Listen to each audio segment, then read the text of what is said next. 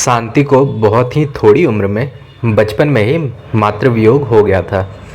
जिन उपादानों से शांति का चरित्र गठन हुआ है उनमें से एक यह प्रधान है। उसके पिता एक ब्राह्मण अध्यापक थे। उनके घर में और कोई स्त्री न थी। शांति के पिता जब पाठशाला में बालकों को पढ़ाते थे तो स्वभावतः उनकी बगल में शांति भी आकर बैठ जाती थी। कितने ही छात्र तो पाठशाला में ही रहते थे। अन्य समय में शांति भी उन्हीं से मिलकर खेला करती थी। कभी उनकी पीठ पर चढ़ती थी, कभी गोद में बैठकर खेलती थी। वे लोग भी शांति का आदर करते थे। इस तरह बचपन से ही पुरुष साहचर्य का प्रथम प्रतिफल तो यह हुआ कि शांति ने लड़कियों की तरह कपड़े पहनना नहीं सीखा, या सीखा भी तो वह ढंग परित्याग कर दिया। वह लड़कों की तरह कछाड़ा मारकर धोती पहनने लगी। अगर कोई उसे लड़कियों की तरह कपड़े पहना देता था तो वह तुरंत उसे खोल देती थी और फिर कछाड़ा मारकर पहन लेती थी। पाठशाला के बालक कभी जूड़ा ना बांधते थे, अतः वह ना तो चोटी करती थी और ना जूड़ा ही। फिर इसे जूड़ा बांध ही कौन देता?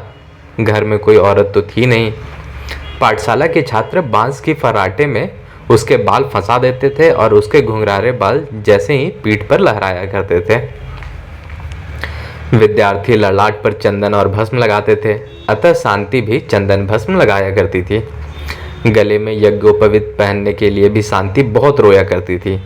फिर भी संध्यादि नैमित्तिक नियमों के समय वह अवश्य उनके पास बैठकर उनका अनुकरण किया करती थी।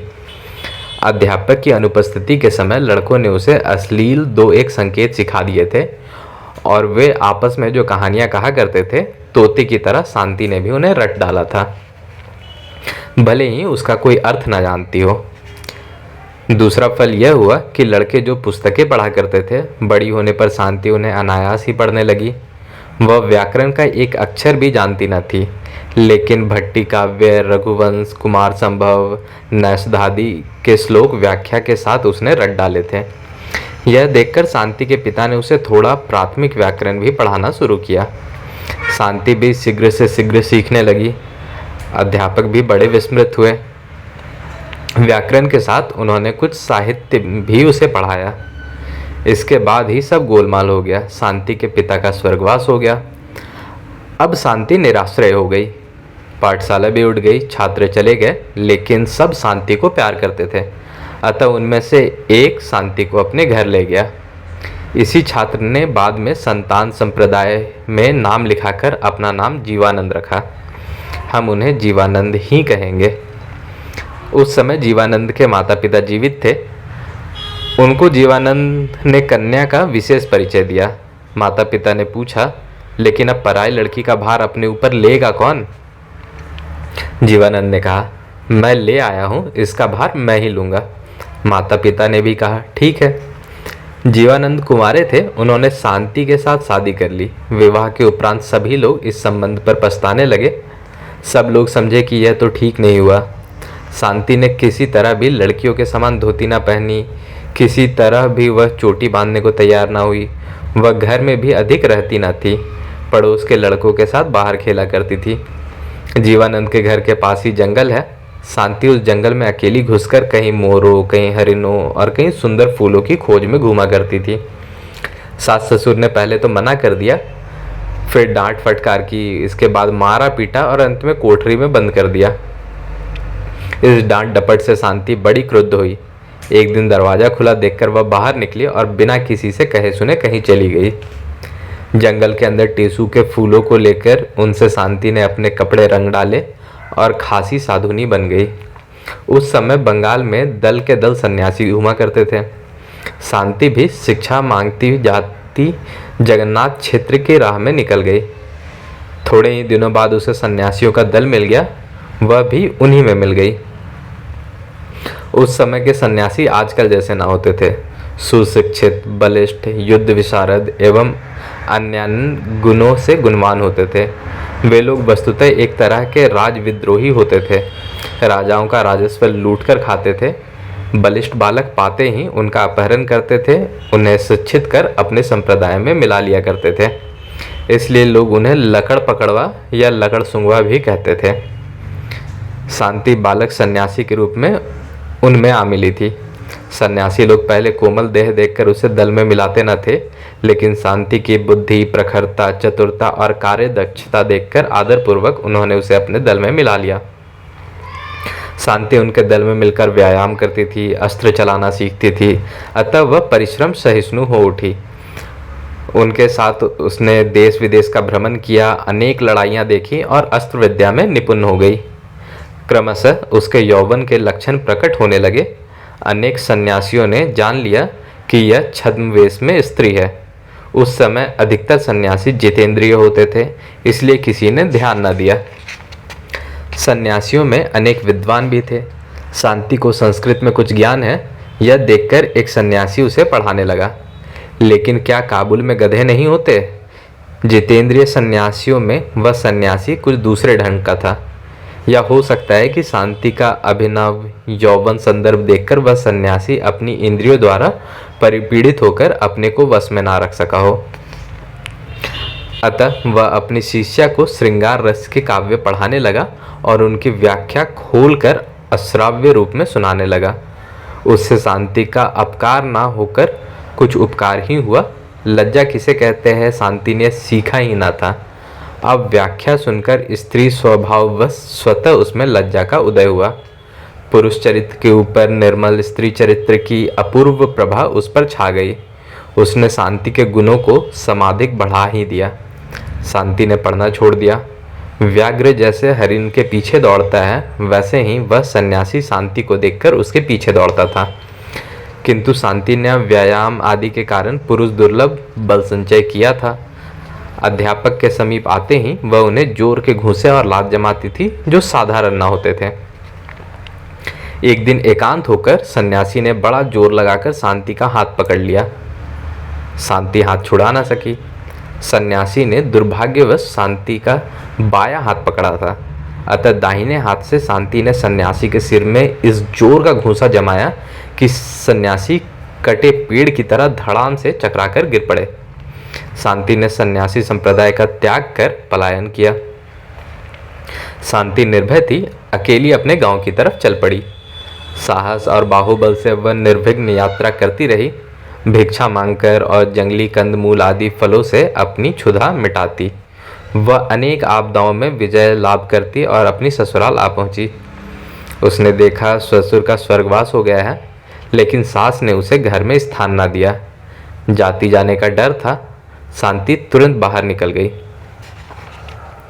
जीवानंद घर में ही थे। उन्होंने शांति का पीछा किया और उसे राह में पकड़ कर पूछा, तुम मेरा घर छोड़कर कहाँ चली गई थी? इतने दिनों तक कहाँ रही? शांति ने सारी सच्ची बातें कह दी। जीवानंद को सच झूठ की परख थी। उसने शांति की बात का विश्वास किया। अप्सराओं के भूविलास से युक्त कटाक्ष ज्योति द्वारा निर्मित जो कामसर है, उसका अपव्यय पुष्पधनवा मदन देव विवाहित दंपतियों के प्रति नहीं किया करते। अंग्रेज पूर्णिमा की रात को भी शाही राह पर गैस या बिजली जलाते हैं। बंगाली देह में लगाने वाले तेल का ढाल देखते हैं। मनुष्यों की बात तो दूर है, सूर्य देव के उदय के बाद भी कभी कभी चंद्रदेव आवास में उदित रहते हैं। इंद्र सागर पर भी वृष्टि करता है। जिस संदूक में छिपाकर धनराशि रखी रहती है, कुबेर उसी संदूक से धन ले जाते हैं। यमराज जिसके घर में सबको ले गए हैं, प्रायः उसी के घर के बचे हुए लोगों पर दृष्टि डालते हैं। केवल रति प्रति ऐसी निर्बुद्धिता नहीं करते। जहाँ वैवाहिक गांठ बन जाती है, वहाँ फिर वे परिश्रम नहीं करते। प्रजापति को सारा भार देकर जहाँ किसी के हृदय के रक्त को उत्तेजित कर सके, मदन देव वहीं जाते हैं। लेकिन आज तो जान पड़ता है कि पुष्पधनवा को और कोई काम न था। एकाएक उन्होंने 2 पुष्पवानों का अपव्यय किया। एक ने आकर जीवानंद के हृदय को बेच दिया, दूसरे ने शांति के हृदय में प्रवेश कर उसे बता दिया कि वह स्त्रियों का कोमल हृदय है। नवमेध से छलके प्रथम जलकणों से भीगी पुष्प कलिका की तरह शांति सहसा खिलकर जीवानंद के मुंह की तरफ निहारती रही। जीवानंद ने कहा, मैं तुम्हारा परित्याग ना करूंगा। मैं जब तक लौट कर ना आऊं, तुम यहीं खड़ी रहना। शांति ने पूछा, तुम लौट कर आओगे ना? जीवानंद और कोई उत्तर न देकर और किसी की परवाह न कर राह की बगल में नारियल वृक्षों की छाया में शांति के अधरों पर अधर रख सुधापान कर चले गए। माता को समझा बुझाकर और विदा लेकर जीवानंद तुरंत लौट आए। हाल में ही जीवानंद की बहन निमाई की शादी भैरवीपुर में हुई थी। बहनोई के साथ जीवानंद का प्रेम था। जीवानंद शांति को लेकर वहीं गए। बहनोई ने उन्हें थोड़ी जमीन दी। जीवानंद ने उस पर एक कुटी का निर्माण किया और वहीं शांति के साथ सुखपूर्वक रहने लगे। स्वामी के सहवास में शांति का पुरुष भाव धीरे धीरे गायब होने लगा। सुख स्वप्न की तरह उनका जीवन बीतने लगा, लेकिन सहसा वह सुख स्वप्न भंग हो गया। सत्यानंद के हाथ में पड़कर जीवानंद संतान धर्म ग्रहण कर शांति का परित्याग कर चले गए। परित्याग के बाद वह प्रथम मिलन निमाई के प्रयत्न से हुआ, जिसका वर्णन पूर्व परिच्छेद में हो चुका है। जीवानंद के चले जाने पर शांति निमाई के दरवाजे पर जा बैठी। निमाई गोद में लड़की को लेकर उसके पास आ बैठी। शांति की आंखों में आंसू नहीं है। उसने उन्हें पोंछ डाला है, बल्कि चेहरे पर मधुर मुस्कुराहट है। फिर भी वह कुछ तो गंभीर चिंतायुक्त अनमनी सी दिखाई पड़ती ही है। उसे देखकर निमाई बोली, मुलाकात तो हो गई ना? शांति ने कोई उत्तर नहीं दिया, वह चुप रही। निमाई ने देखा कि शांति किसी तरह मन का भाव ना बताएगी। शांति मन की बात बताना पसंद भी नहीं करती। यह जानती हुई भी निमाई ने बात का ढर्रा बढ़ाया। बोली, बता दो भाभी, यह कन्या कैसी है? शांति ने कहा, यह लड़की कहाँ से पाई? तेरे लड़की कब हुई रे? मेरे नहीं, दादा की है। निमाई ने शांति को जलाने के लिए यह बात कही थी। दादा की लड़की? माने यह कि उसने भाई से यह लड़की पाई है? शांति ने यह ना समझा कि निमाई उसे चिढ़ाने के लिए कह रही है। अतएव शांति ने उत्तर दिया, मैं लड़की के बाप की बात नहीं पूछती हूँ, मैं यह पूछती हूँ कि इस लड़की की माँ कौन है। निमाई उचित दंड पाकर अप्रतिभ होकर बोली, कौन जाने किसकी लड़की है? दादा क्या जाने कहाँ से पकड़कर उठा लाए हैं, पूछने का भी अवसर ना मिला। आजकल अकाल के दिनों में कितने लोग लड़के बच्चे फेंक जाते हैं। मेरे ही पास कितने लोग अपनी संतान बेचने के लिए आए थे, लेकिन दूसरों के बाल बच्चों को ले कौन? फिर उन आंखों में सहसा जल भर आया और निमाई उसे पूछते हुए बोली, लड़की है बड़ी सुंदर, भोली भाली, गोरी चिट्टी, देखकर इसे दादा से मैंने मांग लिया है। इसके बाद शांति की निमाई के साथ अनेक तरह की बातें होने लगी। फिर निमाई के पति को घर में आते देखकर शांति उठकर अपनी कुटी में चली गई। कुटी में पहुंचकर उसने दरवाज़ा बंद कर लिया। इसके बाद चूल्हे की जितनी राख वह बटोर सकी बटोर ली। बची हुई राख के ऊपर जो अपने खाने के लिए उसने चावल पका रखे थे, उन्हें भी वहाँ से हटा दिया। वह बहुत देर तक सोच में पड़ी रही और फिर आप ही आप बोली, इतने दिनों से जो सोच रखा था आज वही करूँगी। जिस आशा से इतने दिनों तक नहीं किया, आज सफल हुई। सफल क्यों? निष्फल। निष्फल? यह जीवन ही निष्फल है। जो सोचा है वही करूँगी। एक बार में जो प्रायश्चित है वही 100 बार में भी है। यह सोचती हुई शांति ने भात चूल्हे में फेंक दिया। जंगल में से कंद मूल फल ले आई और अन्न के बदले उन्हीं को खाकर उसने अपना पेट भर लिया। इसके बाद उसने वहीं ढाका वाली साड़ी निकाली जिस पर निमाई का इतना आग्रह था। उसका किनारा उसने फाड़ डाला और शेष कपड़े को गेरू के रंग में रंग दिया। वस्त्र को रंगते और सुखाते शाम हो गई। शाम हो जाने के बाद दरवाज़ा बंद कर शांति बड़े तमाशे में लग गई। माथे के अजानुलंबित केशों का कुछ अंश उसने कैंची से काट डाला और अलग रख दिया।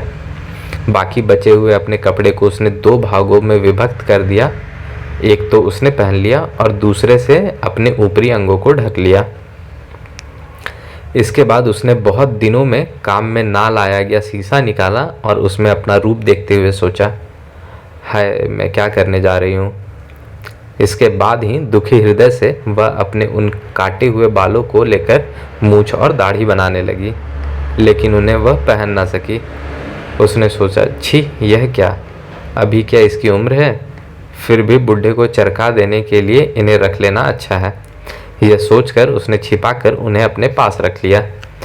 इसके बाद घर में वह एक बड़ा हरिन चर्म निकाल कर उसने गले के पास उसे पहनकर गांठ दी और घुमाकर शरीर आवृत कर जंघों तक लटका लिया।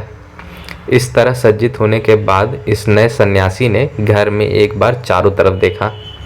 आधी रात हो जाने पर शांति ने इस प्रकार सन्यासी वेश में दरवाज़ा खोलकर अंधकारपूर्ण गहन वन में प्रवेश किया। वन्य देवियों ने उस एकांत रात में अपूर्व गायन सुना। बांग्ला भाषा में यथावत।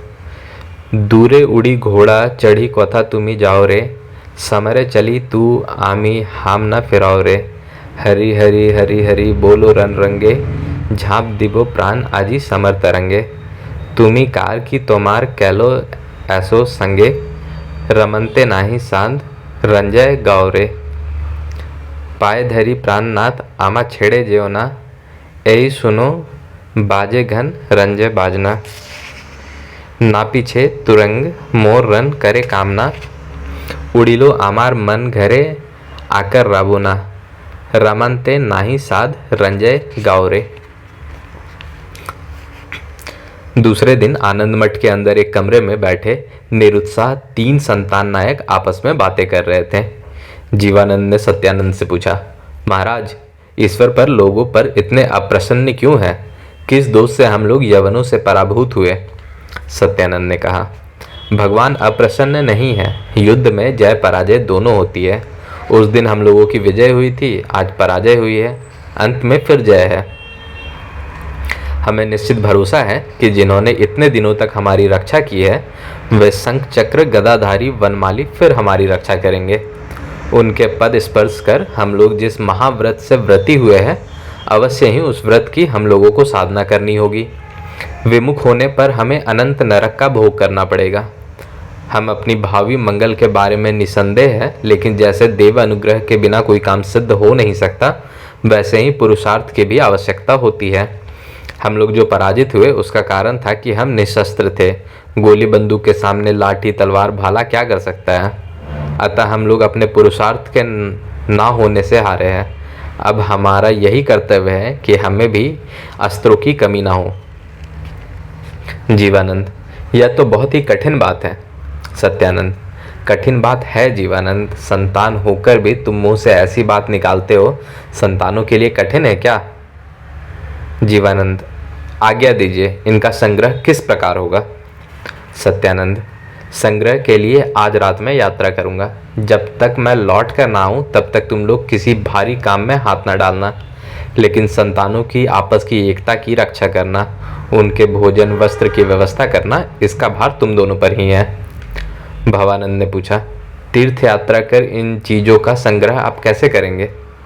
गोली गोला बंदूक तोप खरीद कर भिजवाने में बड़ा गोलमाल होगा। फिर आप इतना पाएंगे कहाँ? बेचेगा ही कौन? ले ही कौन आएगा? सत्यानंद, ये सब चीज़ें खरीद कर नहीं ला जा सकती। मैं कारीगर भेजूंगा, यहीं तैयार करनी होगी। जीवानंद, क्या यहीं इसी आनंद मठ में? सत्यानंद, यह कैसे हो सकता है? इसके उपाय की चिंता मैं बहुत दिनों से कर रहा हूँ। भगवान ने अब उसका सुयोग उपस्थित कर दिया है। तुम लोग कहते थे भगवान प्रतिकूल है, लेकिन मैं देखता हूँ कि भगवान अनुकूल है। भवानंद, यहाँ कारखाना खोलेंगे? सत्यानंद, पद चिन्ह में। जीवानंद, यह कैसे, वहाँ कैसे होगा? सत्यानंद, नहीं तो महेंद्र सिंह को मैंने किस लिए व्रत ग्रहण करने को इतना तैयार किया है? भवानंद, महेंद्र ने क्या व्रत ग्रहण कर लिया है? सत्यानंद, व्रत ग्रहण नहीं किया है, लेकिन आज ही रात मैं उसे दीक्षित करूंगा। जीवानंद, कैसे? महेंद्र को व्रत ग्रहण करने के लिए क्या उपाय हुआ है, हम लोग नहीं जानते। उसकी स्त्री कन्या का क्या हुआ? उन्हें कहाँ रखा गया? आज नदी किनारे मैंने एक कन्या पाई थी, उसे मैंने अपने बहन के यहाँ पहुँचा दिया है। उस कन्या के पास एक सुंदर स्त्री मरी पड़ी हुई थी, वही तो महेंद्र की स्त्री कन्या नहीं थी। मुझे ऐसा ही भ्रम हुआ था। सत्यानंद, वही महेंद्र की स्त्री कन्या थी। भवानंद की आंखें चमक उठी। अब वे समझ गए कि जिस स्त्री को उन्होंने पुनर्जीवित किया है वही महेंद्र की पत्नी कल्याणी है, लेकिन उसकी कोई बात इस समय उठाना उन्हें उचित ना समझा। जीवानंद ने पूछा, महेंद्र की स्त्री मरी कैसे? सत्यानंद, जहर खाकर। जीवानंद, जहर क्यों खाया? सत्यानंद, भगवान ने स्वप्न में उसे प्राण त्यागने का आदेश दिया था। भवानंद, वह स्वप्नादेश का संतानों के कार्यों के लिए ही हुआ था।